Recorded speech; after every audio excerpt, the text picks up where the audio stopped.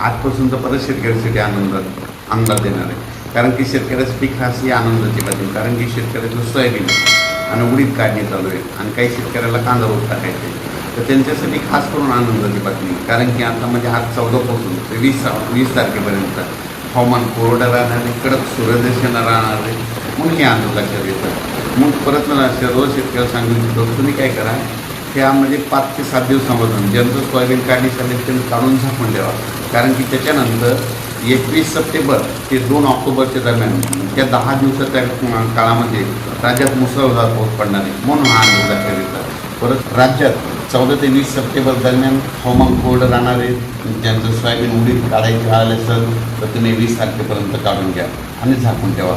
परत कांदा रोप टाकण्यासाठी 20पर्यंत हवामान कोरडं राहणार आहे, म्हणून ही देखील त्यांच्यासाठी आनंदाची बातमी.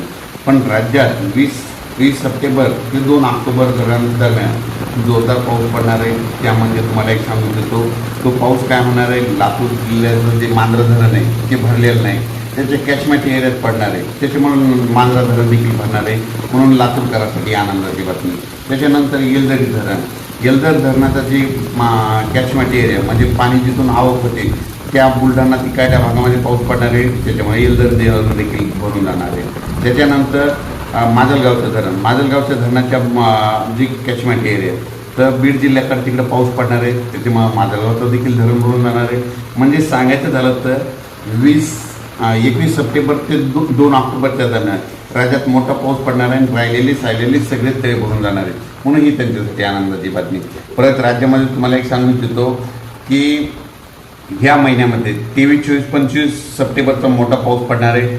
पुढच्या महिन्यात जर सांगायचं झालं तर शेतकऱ्याला म्हणजे बऱ्याच शेतकऱ्यांचे मला मेसेज आले की पुढच्या महिन्यात पाऊस आहे की नाही, तर तुम्हाला एक माहीत म्हणून तारीख एक सांगतो. म्हणजे पुढच्या महिन्यामध्ये दसऱ्यामध्ये 7, 8, 9 ऑक्टोबरला पाऊस पडणार आहे, म्हणून ही एक पाऊस येण्याची तारीख लक्षात घ्या. त्याच्यानंतर 21, 22, 23 ऑक्टोबरला देखील या तारखेत पाऊस पडणार आहे, म्हणून ही देखील लक्षात येतं. आणि राज्यामध्ये म्हणजे थंडी, आता पाऊस निघून गेल्याच्यानंतर थंडी 5 नोव्हेंबरला येणार आहे, म्हणून ही देखील त्यांनी लक्षात येतं. पण राज्यामध्ये 20 सप्टेंबर ते 2 ऑक्टोबरचा पाऊस हा लातूर, नांदेड, परभणी, धाराशिव, सोलापूर, सातारा, सांगली, कोल्हापूर, त्याच्यानंतर कोकणात जास्त पडणार आहे, म्हणून हा अंदाज लक्षात येतो. त्याच्यामुळे तुम्हाला एक सांगू इच्छितो, सातारा, सांगली, कोल्हापूर, पुणे, नगर, धाराशिव, लातूर, बीड या कोकणाकडे जास्त पडणार आहे. त्यामुळे काय होणार आहे, परत कोल्हापूर, सांगलीकडं एकदा पूर परिस्थिती निर्माण होण्याची शक्यता आहे.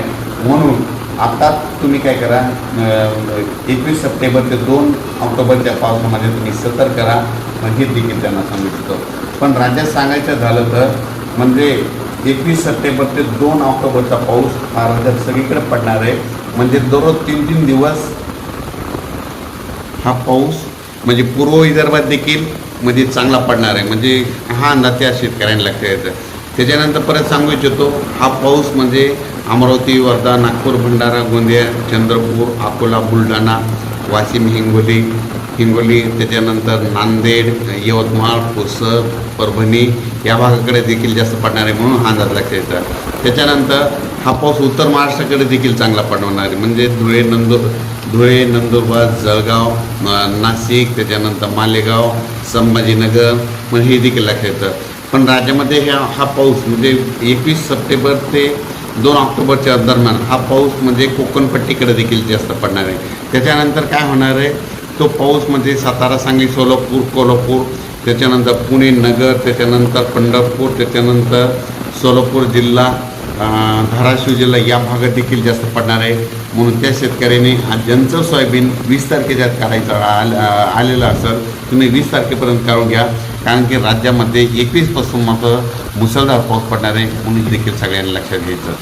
कांदा शेतकऱ्यासाठी एक सांगू इच्छितो की आता जे 21 सप्टेंबरचा जे पाऊस येणार आहे, तो पाऊस म्हणजे तेलंगणात एक पडणार आहे आणि कर्नाटककडे एक जास्त पडणार आहे.